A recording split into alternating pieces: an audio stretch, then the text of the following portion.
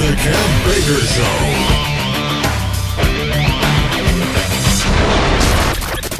Seeking answers to age-old questions. Deciphering the world painted around you by the mainstream media. This is The Kev Baker Show. And now, here is your host, Kev Baker.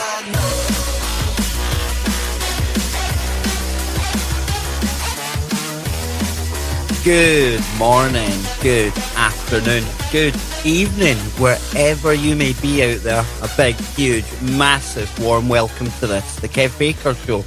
I'm your host, Kev Baker, and tonight I'm joined by my good friend and my co-host, Mr. Johnny Whistles. And guys, what a Monday show we have got lined up for you.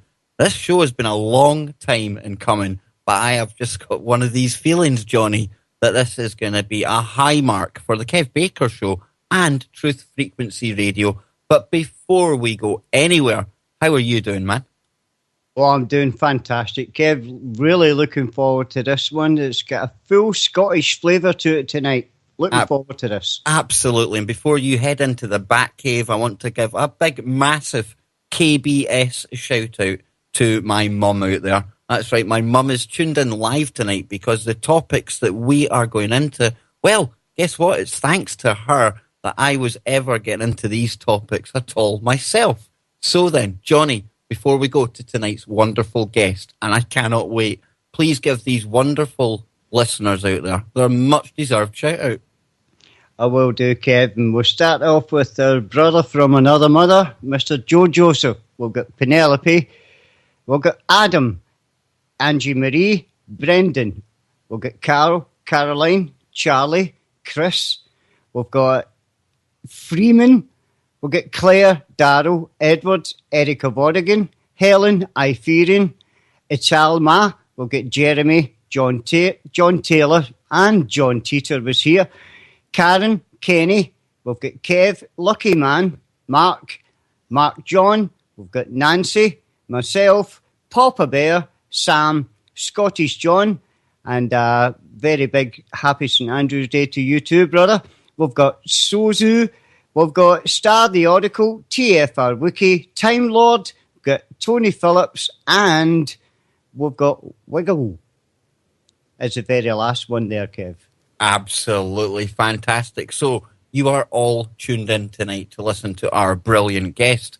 And you know, tonight's topic, it's something that we are all going to think about at some stage. And with all the listeners on TFR, I know this is a topic that we've all thought about and spoke about before.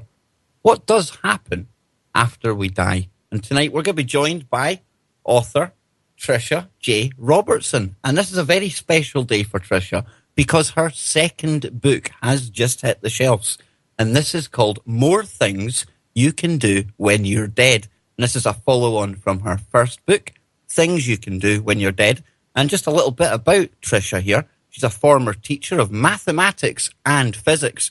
Tricia is a long-term council member, past vice president, and immediate past president of the Scottish Society for Psychical Research. She's a tutor for the Department of Adult and Continuing Education, that's something known as DACE, at the University of Glasgow.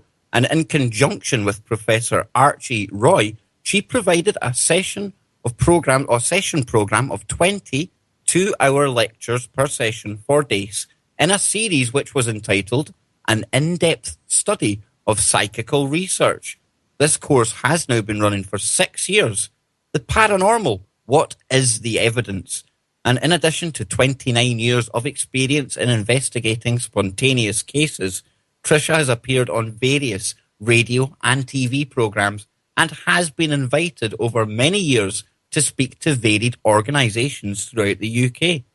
Now, she's written the foreword to Dr. Mark Ireland's highly successful book, Soul Shift, an endorsement in Bill Casperi's book, The Galilean Pendulum. What? Spit that one out, Kev. And some of her comments are on the back cover of Trevor Hamilton's book, Tell My Mother I Am Not Dead. So then, at long last, it gives me immense pleasure to welcome Tricia Robertson to the Kev Baker Show. Tricia, how are you doing? I'm very well. Pleased to meet you all. I hope we have a nice night tonight. This is going to be absolutely fantastic, Tricia. And like I was saying at the top of the show there, on Truth Frequency Radio, and this show in particular, these are the kind of topics that we love to sit down and discuss. But myself, Johnny, and a lot of the guys that come on and off the show, we're merely speculating a lot of the time. We're trying to put 2 and 2 together and usually hitting 5 or 6. And tonight it's going to be nice to have some scientific evidence into something that a lot of people up until very recently used to consider X-File type stuff.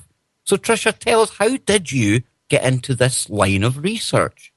Well, everybody asks me that, and the sad answer is I don't really know. Just have an intellectual interest. I had no axe to grind whatsoever when I started.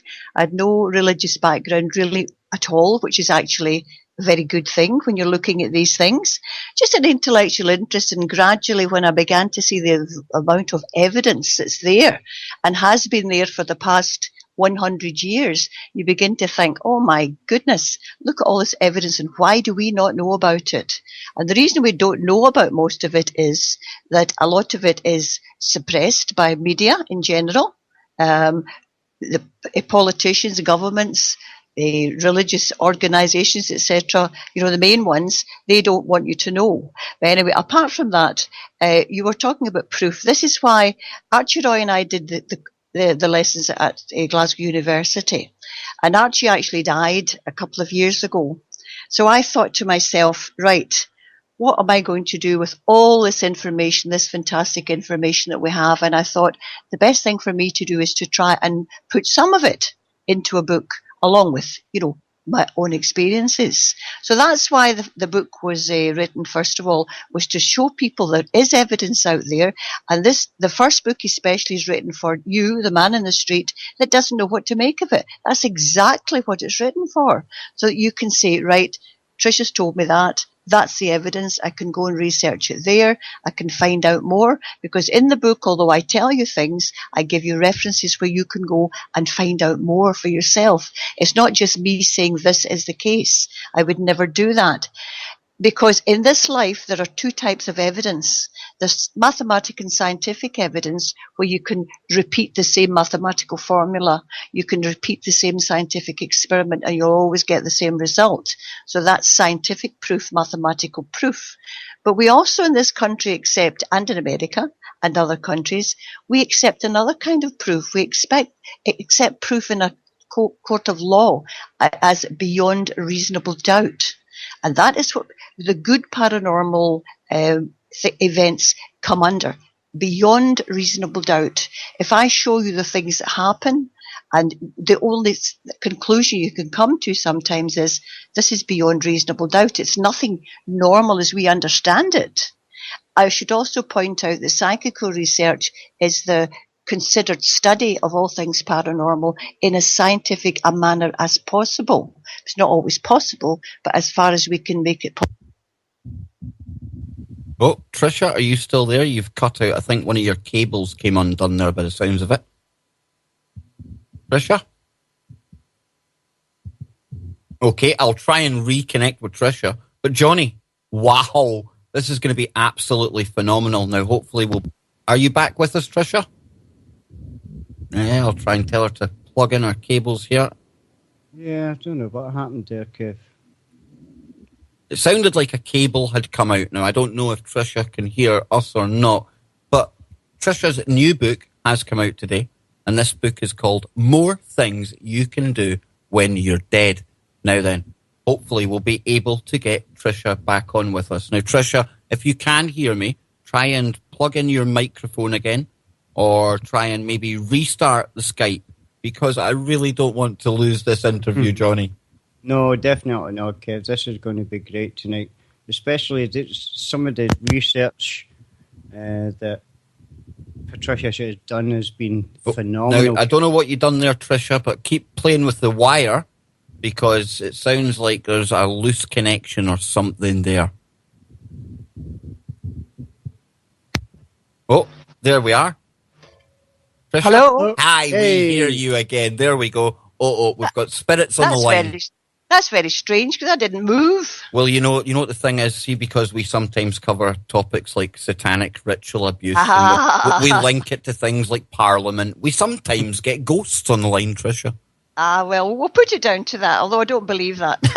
Now, anyway, let's get back into this. How far did I get before I was cut off? Well, I was actually just about to cut in and ask you about your new book. Now then, your first book, obviously, it is a symptom of the fact that so many people are looking into this information right now, because it was a roaring success. Now, you were saying with the Psychical Research Institute, what kind of topics or areas is it that you like to examine as evidence for life after death, or some kind of continuation? The main ones, are you still... Hello, can you hear me? Yes, we hear you loud and clear now. To give you an idea, the first book covers things like apparitions, where people can see people and talk to them, and they don't actually realise that they've died. And they find out later that person's actually dead. That happens quite a lot. Then there's a type of apparition, the see-through apparition, which some people might see. And then you have what you call poltergeist activity, where you might come in at night and things have been moved about in your house. And that's generally associated with someone who's recently passed. Generally, not always, but generally. Are you still with me? Yeah, you can hear I'm me? still listening. Yeah. And when it comes to poltergeist, Tricia, is there usually a child's energy in the house? I beg your pardon? Is there usually a young child in the house in the poltergeist cases you've looked at? No, not really. You see, this is something we've heard before, Johnny, that these kind of cases, they usually happen around young people. And this is great to have Tricia on, because she's looked into all of this stuff. It can. You sometimes find there is an adolescent child at puberty around these cases, but not... The trouble with poltergeist cases is they're divided into two things. We call it poltergeist cases because things move. But generally, the most common one is somebody in your family or a good friend, somebody has died, and you're breaking your heart because that person's gone. And they do their very best to let you know that they're still alive. And they can do that by interfering with the electricity. They can do that by trying to touch you and you feel things in your hair, or most commonly they try and move things about in the house. It's generally a small object that's connected with them that is seen to move. And it's not just an airy-fairy thing, it's something quite definite. But in all of that type of case, they're only trying to tell you, I'm okay, I'm here, and I'm absolutely fine. Now, there's examples of that in the first book. But there is another type of poltergeist case where you might have a disturbed teenager or a disturbed family or an emotionally disturbed situation in which the activity appears to come from the living and not somebody that's departed. I speak about that in the first book as well. You've got to be very careful that the phenomena is as to where the phenomena may be coming from. Is it coming from the deceased, or is it coming from somebody that's still here? I also will talk about mediumship, where you get very good mediums that give you evidence that you don't even know, and you've got to go away and check, and that comes out to be correct. But one of the sort of gold standards of mediumship is a thing called a drop-in communicator, where people might be sitting in a circle week upon week, hoping to communicate with their mum, their dad, their auntie, Uncle Willie, whatever. And somebody comes in through the medium and gives their name, where they lived, how they died, all the rest of it. The medium doesn't know this person. The people sitting in the circle don't know the person. And then somebody, if they can be bothered, can go away later and check out if that person lived or not. Now, in the first book, I have a whole chapter on drop-in communicators, and they were studied by a colleague, Dr. Alan Gold, in England. Alan Gold fell heir to a whole lot of transcripts from a circle. And when he studied the transcripts, he found there were something like 24 people that communicated that nobody could account for. The medium didn't know them. The sitters didn't know them. And there was sufficient information in that for Alan Gold, who is a fastidious researcher, to go and research these people. And there's a bit about that actually in the second book as well. The information was so good that he could go and find out that these people existed. You couldn't find out the information in any one place. You had to, in one case, the case of Harry Stockbridge. Harry Stockbridge was a young soldier who died in the Second World War. And he came through this circle and gave his name. He gave Harry Stockbridge, where he lived, what platoon he was in, all the rest of it. And he said, the date on my war memorial is incorrect. And he gave the next day to the day that was on the war memorial. So Alan Gould researched all of that, and he found out, yes, there was a man, Harry Stockbridge. He was lieutenant. He was Northumberland Fusiliers. He died, etc., in the same circumstances. And he found out, having gone to the War Office and other government departments, he found out that the date that the communicator gave of his death was correct, and the date on the war memorial was wrong. It was 1 day out. But it took him 4 sources to find that the communicator was right. And what you've got to ask yourself is, where did that information come from? The medium didn't know the information. The sitters didn't know the information. Alan Gould didn't know the information. And it was only when he approached the War Office, different army place, etc., he found out the communicator was correct and the War Office, the war memorial was wrong. Now, where did that information come from? So the drop-in communicator to me is one very good source of proof that when you die, you retain your memory and you know what's going on after you die. Now, and that's very important. Tricia, would another medium by the name of Edgar Casey, would he fall into this kind of category? Edgar Casey, there's a whole raft of libraries about Edgar Casey. I have to be honest and say I haven't read him extensively, but I believe Edgar Casey did do that sort of thing. Yes, I really don't know. I'd have to read all about Casey, but there are so many. It's not just one.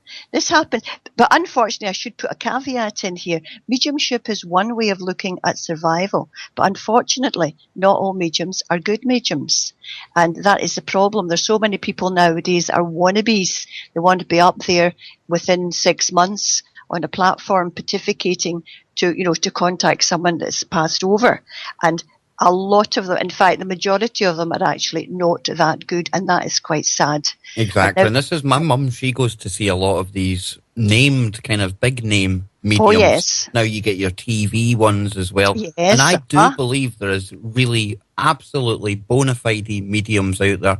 However, I fear they get lost in the abundance of these, snake oil sellers, Tricia. Mm-hmm. Derek Acora. Yeah, we could name hundreds of them. How do you feel when you see that kind of thing? Because it dilutes what's really, really important information. Well, I don't want. I'm not going to name any names, obviously, because I know. No, of course not. People. No. But there are. I could name you 4 Scottish mediums. Oh no, 3 or 4 Scottish mediums, and certainly a couple of English mediums who are excellent, absolutely excellent. And these mediums actually they serve churches. Now, I should make it quite clear, if I didn't already, that psychical research, the study of the paranormal, has got nothing whatever to do with any religion. But if you believe in an afterlife, what I'm telling you should enhance your belief. And if you don't particularly believe in an afterlife, for example, the Captain Bob account in my first book was a true account. He came to myself and Archie Roy. He was a test pilot in the late 60s, because although we only hear about World War I, World War II, there's wars going on all the time, as you know. And Captain Bob, he was a test pilot for Phantoms. And he was such a good marksman as a test pilot. They sent him to America, to Miramar, to teach the Americans how to fly these jets and how to do target practice. And he flew off the Ark Royal, and he was a complete, marksman, an observer, absolutely fantastic observer. He did not believe in God. He didn't believe in anything. And he was the very one who met a solid apparition in Glasgow Airport of a young man whom he used to fly with years ago, and he didn't know that this man was dead. And it was only 2 days later that somebody plonked a paper down, and the observer, it was a Scotsman, and said, "You must know this man." And he saw a photograph of the man he had spoken to 2 days ago, and he was shocked. He was so shocked, he phoned up the airline the chap had been working for, and he was absolutely taken aback to find out he had died in Edinburgh, and his coffin was being brought through Glasgow Airport on a certain day when my Captain Bob, who I didn't know that was there in Glasgow Airport. The apparition came up, spoke to him, They had a relevant conversation to do with themselves. Then the guy who turned out to be the apparition said, "I'll need to go now, I'm late for my flight." And it turned out that his coffin was coming through Glasgow airport at that time and going on to the plane to Stornoway, which is where the deceased person lived. Now, Archie Roy always said that the apparition probably came to speak to my Captain Bob, but I don't think so. I think in some way he didn't know he was dead and he was following his coffin up to Stornoway. Now, Sounds like that. What my Captain Bob, when he saw him, he thought to himself, "Oh my God, he's lost a hell of a lot of weight." And that was all. He never thought any more about it. So Captain Bob got in touch with me. We went up to Glasgow Airport. We spoke to the head of security to see if we could get any CCTV, which we couldn't. And then my Captain Bob, we got him to phone the other chap's father in Stornoway because he knew him. And we found out that the chap who had died had lost 3 stone in weight in 6 months. So that was a kind of veridical thing that he thought, my God, he's lost a hell of a lot of weight. And he didn't even know the chap. He was only 38. He didn't know he was ill. And he certainly didn't know that he'd lost all this weight. So that in itself and never Tricia, did. This doesn't tie into the scientific evidence again. This is more the other kind of evidence that we could use. This is beyond reasonable doubt, yeah. Exactly. And I mean, it falls into something even like Occam's razor, where the most logical explanation... That's right. Occam's razor said the most simplest explanation is usually the best. You know, if it looks like a duck, quacks like a duck, it's very likely it's a duck. Perfect. But there were other things to do with times and loss of weight and you know, how he died and all that. Once again, that's in the first book.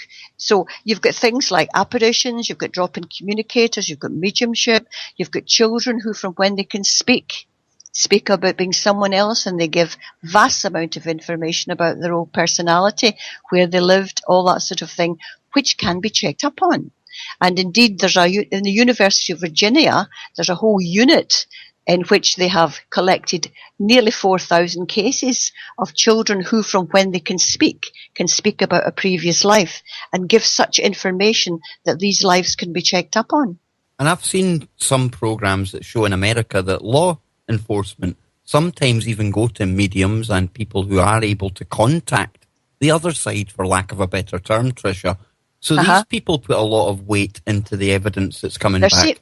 There seems to be police forces in general won't admit, certainly in this country, that they do that, but I think that they actually probably do. And there are 1 or 2 good American programs naming the medium, showing them that seem to be able to do that.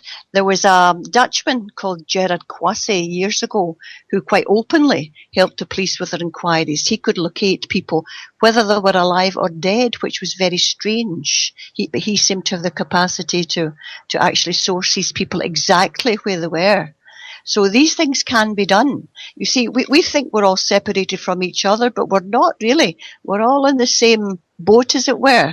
And some people just seem to have this capacity to tune in, if that's the right word, to whatever's going on around them. It's like a radio. That's the way we always kind of describe it on here, Tricia. It's like the dial. We're tuned into a certain frequency, but either side of that, in the same space that we occupy just now, there is so much else going on that we're totally unaware of. Oh, absolutely. Absolutely. And I like the fact that you bring the scientific kind of clout to all of this, because it is one thing, us speculating, and it's good to hear all these stories, but you actually do add the science to this. And that's why it's so important for listeners to take something from this. And we've all lost somebody dear to us, Johnny. And this kind of information... Everybody has, yeah. Yeah, this is so positive, John. And I know you want to jump in with a question here, Johnny. But I would say, rather than keep using the word science, I'm evidence-based. I look for what is the evidence for A, B, C, or D. And I provide what I think looks like evidence. It's up to you to make up your mind if you accept that evidence or not. But I mean, these are only a few topics I've touched on so far. I mean, you've got other things. Anyway, if John wants to ask a question just now, that's lovely. Yeah, it was actually about Glasgow Uni, because, I mean, that's a very, very old place in itself. I got the opportunity to go around it because I was working with the people that do the floors in Glasgow Uni. And I almost, everywhere I turn, I always think that Harry Potter's going to come out somewhere. It's got that kind of look. But yeah, the cloisters, Is there any paranormal activity goes on in there? Because I couldn't find anything of note. They do say the old building at the foot of University Avenue, that's the one near the park. They say that there's a grey lady goes about there, but I've never looked at that one myself. There's but always a grey lady somewhere, Tricia. There's always a grey lady. We're almost up on the break. Where can people find your website and your new book? Well, the website is www.Tricia Robertson, no J in it, just triciarobertson.weebly.com, weebly.com. New book's just out today. Get them on Amazon, bookshops, iTunes, Kindle, all the usual suspects. Absolutely fantastic. And listen, folks, we have still got one half to go with Tricia Robertson, so stay tuned. We'll be back on the other side.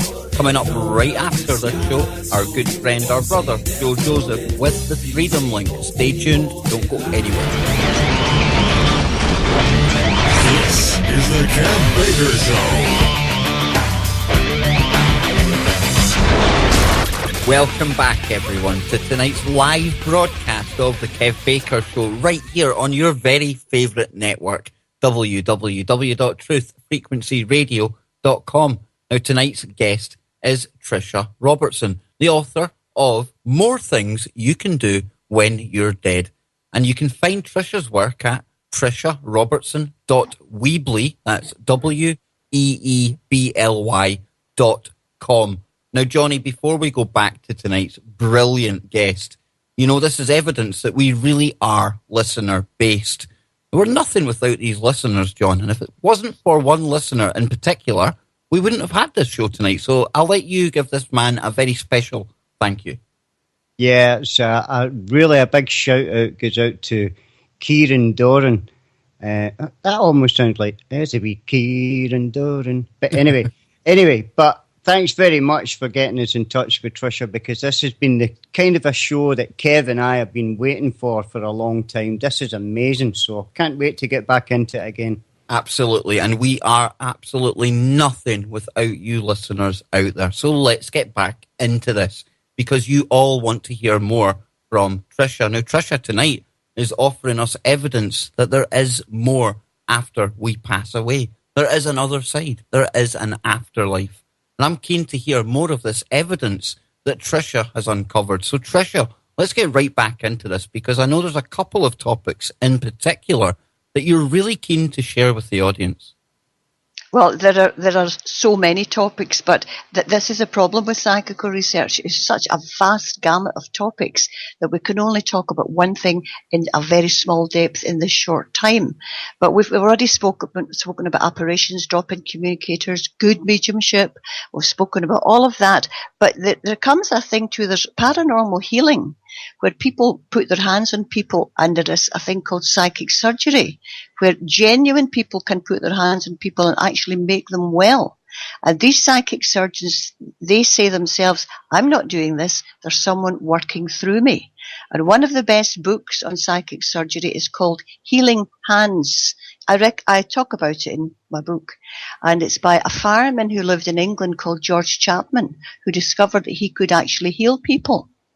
And as he developed this, a personality from the other side of life, shall we say, who was an ophthalmic surgeon in Moorfields Hospital, Dr. Lang, he came and worked through him.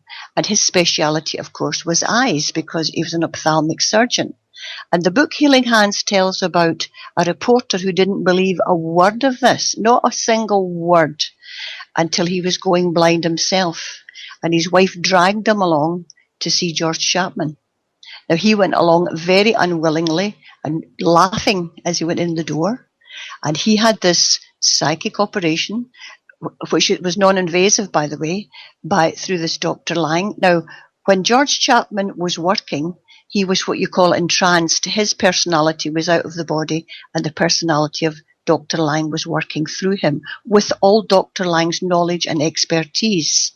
And as the journalist lay there thinking it was a joke, he suddenly felt things happening behind his eyes, like jagging, like knitting needles behind his eyes. Then it became less of a joke. And as you go on reading the book, after that very day, his eyesight got better and better until now. He's got, it's not got 20/20 vision, but it's certainly a hell of a lot better than it was before. Oh, wow. Now, being of a very skeptical nature still, because we're all very skeptical, I'm skeptical until it's shown otherwise, he asked George Chapman if he could go through his patient files and contact the people. And he said, yes, quite happy to do that. And in this book, he tells you about all the patients he's contacted, all the wonderful work that was done. Now, George Chapman was a fireman, so he couldn't operate in anybody's eyes. And what they found was, if you went with another complaint, like a stomach or whatever, Chapman would allow another doctor to come through whose expertise was that particular thing. And the evidence in there is actually quite undeniable. Now, if you go to my website, I did a 5-year study of 2 psychic surgeons, and Gary Mannion and Nina Noland.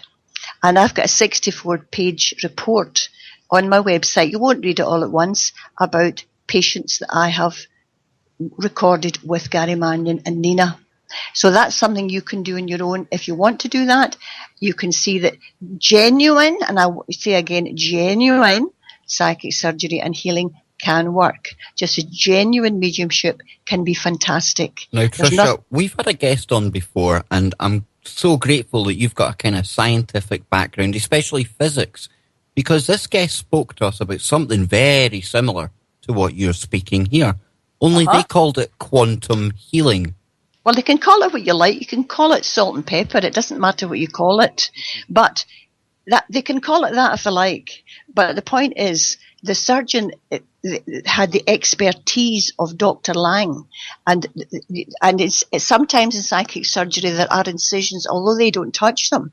There are scar marks and incisions in the body when they're waking up the next morning in the place where the surgery took place. Quantum healing, what they're talking about, is a different thing.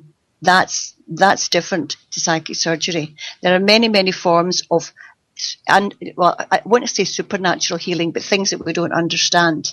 But at the moment, I'm just talking about psychic surgery per se. And if we think about the psychic surgery, I mean, think of the knowledge that is on this other side. This Absolutely. could be the answer to everything. Mm. No wonder this is so occulted from us, Tricia. You see, the people keep calling this sort of thing occult. It's not scientific. It's just that we don't understand it. But, it's getting better. In my first book, and I'm not showing off here, and one of the praise in my first book was from a quantum physicist, Professor Bernard Carr. And Bernard Carr doesn't see any reason why quantum physics shouldn't come into this. Now, we're not saying that survival is quantum or digital. We're not saying that because we don't know. Nobody knows. I'm sure it has an electromagnetic component, but that's not provable. So you've got paranormal healing. You've got things like automatic writing, which probably most people will never heard of. Some people have the ability to hold a pen or a pencil over blank paper and write information that they could not possibly know within their remit. It's not within their education or their intelligence level. And I'd go into automatic writing, which sounds boring, but it's not, in the second book. And one of the greatest automatic writers was a man in Brazil called Chico Xavier, who was educated to primary six, we would call it. And this man, it was the year 2000, he was given his face on a stamp in Brazil because the people voted for him as the person of the century. Now, why would you put the face on a stamp of someone who was educated to primary six? Because this man had the gift of automatic writing. He could write with both hands different things at the same time. He has written 259 poems signed by 56 different poets. All the money he made from the books that he produced was given to as charity to the local people, schools, hospitals. And by the year 2002, he had written 458 books by automatic writing and sold 50 million books altogether. And all the proceeds went to the people of Brazil. No wonder they liked him. Excuse me, croaky throat. Wow, Johnny, are you hearing this? I mean, this is absolutely amazing. And Tricia was bang on there because I certainly hadn't ever heard of automatic writing. No, No, well, I've never heard there's of that. a lot more of that to come, and I go into that in detail and giving specifics, within the second book. Now, the content of the works that Chico Xavier wrote were vastly beyond his educational level and understanding.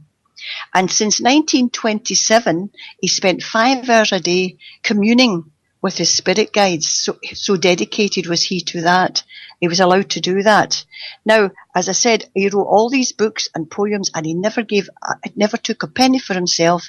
But being interested in the possible workings of what was going on himself, he was a very simple man. He took part with scientists in a brain test. You know what an electroencephalograph is? They put the things on your head and they trace your brain waves, in science. Mm-hmm. So they traced his brain waves as a normal man, Chico Xavier, and they traced his brain waves while he was doing the automatic writing. Now, they did what we call in science blind testing.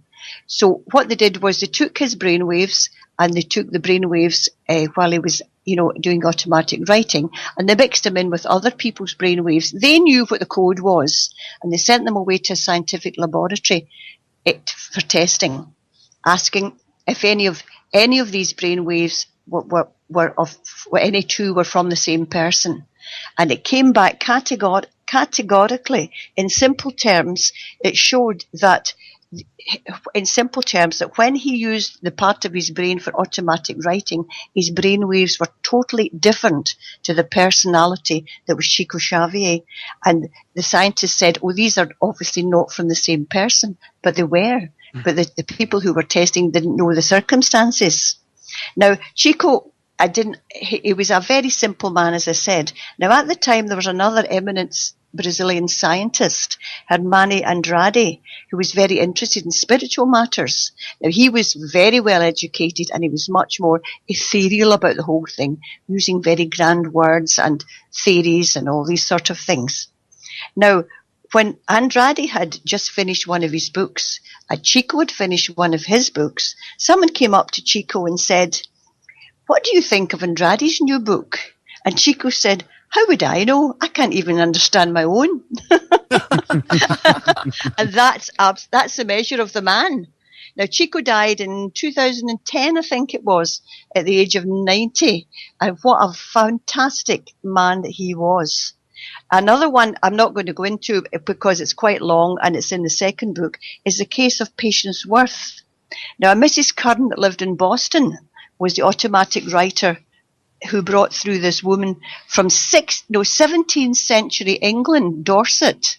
She wrote in Old English in the personality of this woman who called herself Patience Worth. Now, she was very keenly examined by scientists in America, one of them being Dr. Walter Franklin Pierce. And Franklin Pierce did not believe a single word of it when he started, and at the end he had to very grudgingly say, "No, this woman is not writing this. The stuff she wrote was way, way beyond the educational understanding of the Mrs. Curran, the simple American lady from Boston." So that's just simply 2 cases of automatic writing, but there are hundreds throughout the world of people who can do automatic writing. That's definitely something that I'm going to be looking more into, Johnny, because again, a new topic, and something else that I hadn't heard about is this art, the use of art as well, Tricia. Yes, just before I leave the automatic writing, it's sort of joining in the automatic writing and the healing. You've probably heard of Arrigo, the surgeon of the rusty knife, down in Brazil again. Arrigo was a trade union leader, a bit like Arthur Scargill, one of the men, one for the people. And Arrigo had the gift of psychic surgery. Now, he did use a knife. He cut people to do the psychic surgery. And actually, I've not got that in the book, but there is a wonderful book called Arrigo, Surgeon of the Rusty Knife, and I do lectures, you see, I go around lecturing, and I have a whole lecture about psychic surgeons, and Arrigo and all the other psychic surgeons who do use a knife. We were asked, Galen Playfair, who's another colleague of mine, he went down to Brazil for 2 years, and he asked them, have you ever had a case of septicemia or any bad reaction to your work? And they laughed and said, well, if we did, you'd have heard about it, because the government and the church are desperate to put them in jail for malpractice. But in 40 years of doing psychic surgery with blunt knives, they've never had one case of septicemia or poisoning. And that, as I say, once again, all the details are there in the books, etc., etc., etc. So maybe I'll write another book about psychic surgery. I don't know. I mean, Tricia, just listening to you, I mean, you've wrote 2 books on this, but the evidence seems so abundant. There's a plethora of it out there. And a wealth of evidence, a plethora indeed. So, this art, how do we get into the art from here? Because you mentioned this during the break. Again, it was a new topic that I've not heard of. Right. Well, we can go logically from writing with a piece of paper to painting. Now, there are many forms of psychic art. There's lots of them going about, like Coral Poge. There's a whole lot of people going around that claim to do psychic art. If they're mediumistic, they claim to tune in to a one-to-one with you, and then they do a drawing of the person that's passed over. That's what some people actually do. And I am making no comment as to the veracity of some of them. Some people seem very pleased. I can't really say. I had somebody do many, many years ago, someone did a psychic art drawing for me. In fact, they did 2, and I haven't a clue who either the people are. So once again, people listening to this, you've got to discern where you go. You've got to go to mediums have a good reputation, not necessarily the well-known ones, but people that you know individually that have a good reputation. Same if you're going to the doctor, the ordinary doctor, you would choose a doctor you liked. If you're going to a spiritual healer, go to somebody you like. If you're going to a psychic surgeon, get a recommendation before you do anything. It's the same with psychic art. Anything like that. But that's one type of psychic art. But there's a bizarre, I just think this is absolutely wonderful. There's a different psychic art. It's called precipitated art. Now, this is going to sound a contradiction, where the mediums don't actually put the paint on the paper. And I'll tell you about that. I'll give you an example. In America, many years ago, there was a couple of sisters called the Bang Sisters. Anyone listening, it was in the Victorian times. And these Bang Sisters were actually physical mediums, not what you and I would call psychic artists, although art did appear on a canvas. So what would happen was, you would go to visit the Bang Sisters looking for a painting of a loved one. You would go in, the sisters would be sitting side by side, and beside them would be an easel with a blank canvas on it. And you would just go in, sit down, and they would cover the canvas while you were there. They would concentrate, go into sort of a trance of some sort. 5 minutes later, they would lift the canvas up, and there would be a picture of the loved one there. You can actually find out about the Bang Sisters if you go into probably YouTube or something. But these things were witnessed by eminent people, that they could definitely do this type of psychic art. Now, I forgot to say that underneath the canvas was a little tray with little oil paints on the bottom. Oh, but come on, get out of here. This is amazing. It's worse, or better. The oil paints were never touched. And although some of the paints didn't appear to be touched, what went on the canvas was neither oil nor water. It's something that nobody can actually fathom out how that is actually done. They call it precipitated art because we don't know how else it happened. But there's worse to come. Because what the Bang Sisters could also do was, are you ready for this one? Oh, I don't know. You could go in with a blank piece of paper in an envelope. You could bring it in, a sealed envelope, and you could go and you could go and forget the art now. You could go in and sit with the Bang Sisters, and you could say, I would like a letter from a deceased person, somebody you knew well, and you knew their handwriting, etc. And you would be sitting there. Now remember, it's in Victorian times.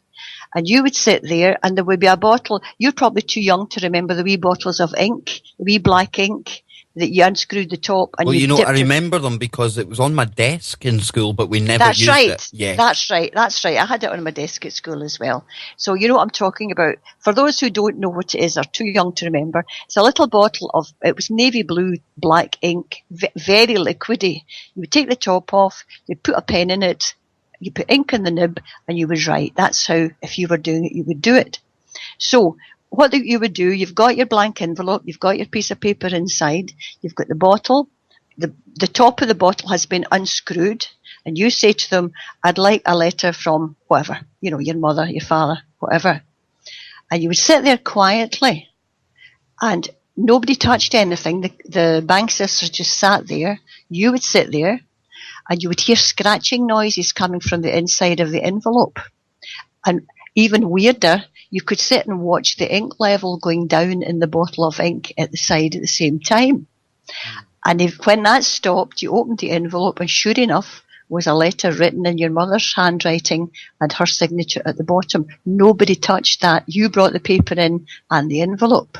Apart from being utterly terrifying and spooky and scary and all those things, how beautiful a story that is. Well, wait till I tell you the rest of it. There's more to come.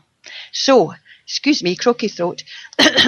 It's okay. It's this Kev Baker show. You've been on Coast to Coast, but the Kev Baker show, exactly. It's far, Much better, yeah. That's it. Vice Admiral William Osborne Moore, who was Queen Victoria's cartographer, he was fascinated by the Bank sisters. And at one point, the Bank sisters came to the UK.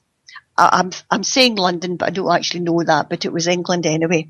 And of course, as a cartographer, he was practiced at keeping immaculate records and was, of course, once again, a very keen observer.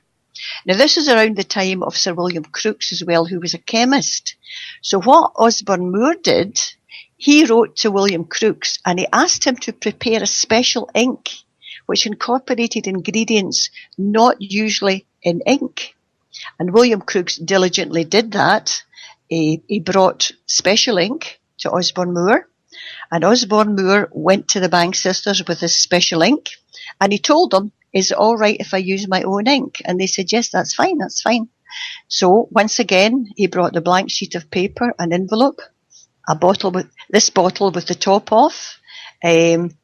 I'm not actually quite sure if there was a pen there or not, but we'll just presume there was a pen. It doesn't really matter. The ink's the most important thing. And once again, Osborne Moore sat there, and they could hear scratching coming from the inside of the envelope. You could see the level going down in the bottle of ink. And that was fine. There was a message from somebody he knew. That was fine. So what he did then was he posted the letter off to William Crookes. And William Crookes analysed the ink in that letter, and it was indeed the ink that Osborne Moore had brought with him. That's what we're talking about, Tricia. That's what we're talking about. Evidence. Yeah. Exactly. This is amazing. Evidence. That is amazing. That is totally and utterly. Johnny Whistles, I mean, what are you thinking right now? Because I'd never heard anything like this, and I thought I was well versed in all things woo. Yeah, Kev, I thought that as well, but now I'm actually hearing about psychic surgery, psychic writing, and psychic art. Three things, Kev. Honestly, never ever heard before in my life, and it's absolutely fascinating, some of these things. And I'm not just saying this for effect because your new book's out today, but I think this is going to be a must read, especially for the listeners to this show, because Twitter's going mad right now. You're putting chills down people's spines, but in the chat room, Tricia, people are resonating with this so much. Can I just tell you that it's so that I've only actually touched on this. We did 40 hours of talks, lectures, etc. at university. Now, people, when they signed up for this psychical research course, you could see them coming in the first day and they're kind of going, what's going on here? Don't really know what to expect. And by the end of the 40 hours, nobody wanted to go home. They just wanted to stay there, all the time. I'm looking at the clock here on the network, and I'm thinking, why do you have to go so quickly? But Tricia, I'm shameless, and we will definitely be getting you back on so many times, as many times as we can have you. But on you go. The best thing to do is to actually seriously pick one topic, and and maybe do that for half an hour or 20 minutes, so you can go into it in more depth. Because I've only touched on it, and of course everything we've said very quickly here, people if they want can pick holes in it, and that's fine. But if you are going to buy the book, I would suggest you buy Things You Can Do When You're Dead first. It gives you an introduction to it, and if you fancy it, then you can go on and buy the second book, and that goes a wee bitty deeper.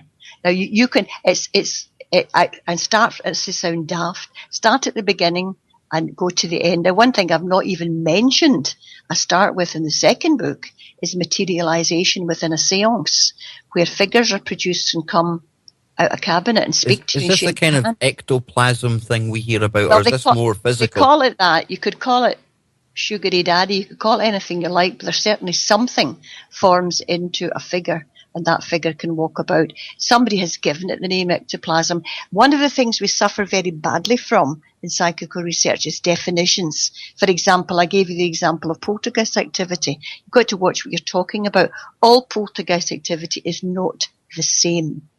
And I've got some really funny stories to do with that as well, which of course we don't have time to do. But we will be getting you back, Tricia. Some of them may involve a little sweary word here and there, but that's all part and parcel. That's okay right here, Johnny Whistles, isn't it, man? Yeah, I was just going to say, these, the seance where one actually appears, does everybody at the seance see this thing as well? Correct.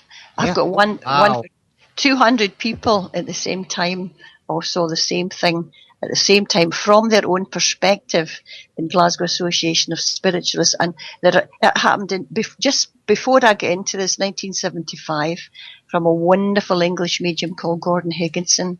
And I knew Gordon, and I have seen Gordon later doing his ordinary mediumship, which he was fantastic at. But I missed the materialization. Well, Tricia, unfortunately, we are right out of time. So we can find Tricia's work at triciarobertson.weebly.com. I must thank you for your time tonight. And wow, what a guest. Amazing stuff. Now stay tuned, folks. Can I just say sleep well? Oh, I don't know about that. Stay tuned, because Joe Joseph, he's going to be going live with Phoenix from Phoenix Rising Radio right here on the network, of course, and Mr. Ken Hildebrand from Information Nation. So don't go anywhere.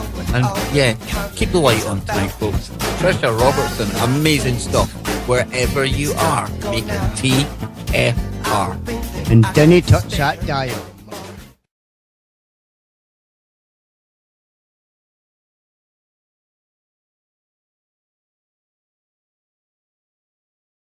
Something that we are all going to think about at some stage. And with all the listeners on TFR, I know this is a topic that we've all thought about and spoke about before.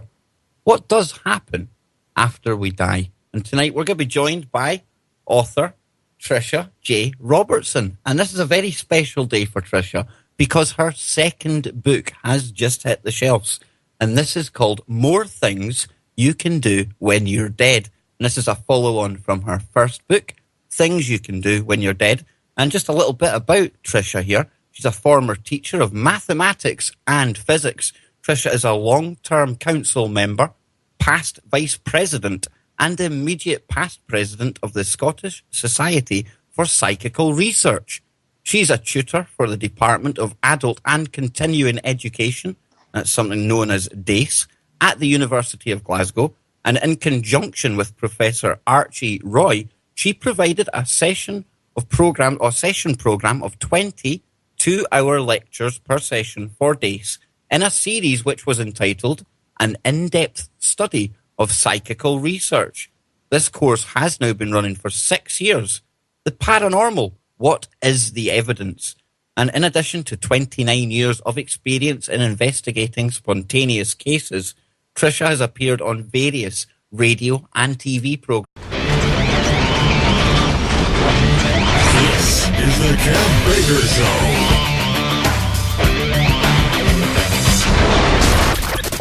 Seeking answers to age-old questions. Deciphering the world painted around you by the mainstream media. This is the Kev Baker Show. And now, here is your host, Kev Baker.